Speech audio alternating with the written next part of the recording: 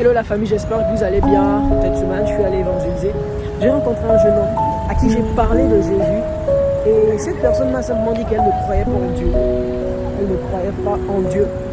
Et j'étais juste étonné. Et elle m'a clairement affirmé que dans leur famille, ils ne croient pas en Dieu.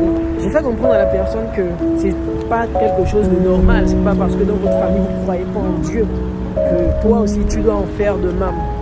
Qu'est-ce que je veux simplement nous dire? Vous voyez derrière moi là, il y a un pont soutenu par des piliers. Et il est juste absurde de croire que ce pont puisse exister sans effectivement être soutenu par des piliers.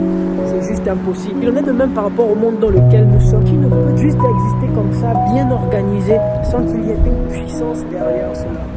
La Bible déclare dans le livre de Hébreux chapitre 9 verset 27, et comme il est réservé à l'homme de mourir une seule fois, après quoi vient le jugement. Voyez-vous que vous le croyez ou pas, comme ce jeune homme et toute sa famille, un jour vous mourrez. Ce jour-là, après votre mort, vous devez comparaître devant le tribunal de Dieu afin de pouvoir répondre de vos actions. S'il s'avérait que cette histoire était fausse, mais que vous avez quand même cru durant votre vie sur la terre, vous n'aurez rien perdu quand vous allez vous rendre compte que c'était juste une invention. Mais imaginez-vous un instant cette histoire de Jésus qui revient chercher ceux qui l'auront accepté est une histoire vraie. Imaginez-vous un instant que c'est une réalité. Vous allez vous rendre compte plus tard, pendant que vous n'aurez plus le temps de faire marche arrière, que vous aurez dû croire ou encore accorder le bénéfice du doute à cette histoire qui perdure depuis des milliers d'années et à cette histoire à laquelle beaucoup de personnes croient. Alors aujourd'hui, je vais simplement donner la possibilité à une personne qui regarde cette vidéo, qui m'écoute, de pouvoir accepter Jésus-Christ dans sa vie. Voyez-vous, vous n'avez rien à perdre. Au contraire, vous avez tout à gagner. Accepter Jésus dans votre vie, c'est garantir votre éternité.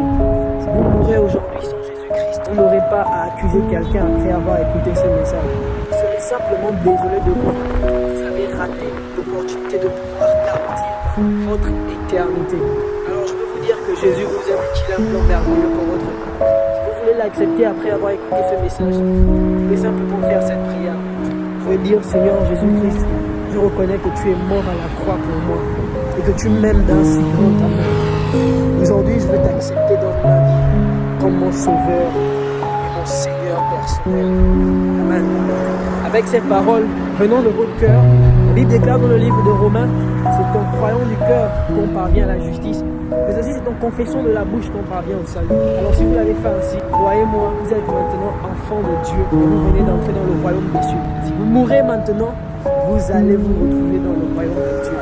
Que Dieu vous bénisse, abonnez-vous et partagez cette vidéo au maximum pour que beaucoup de personnes puissent recevoir l'opportunité de garantir l'éternité avec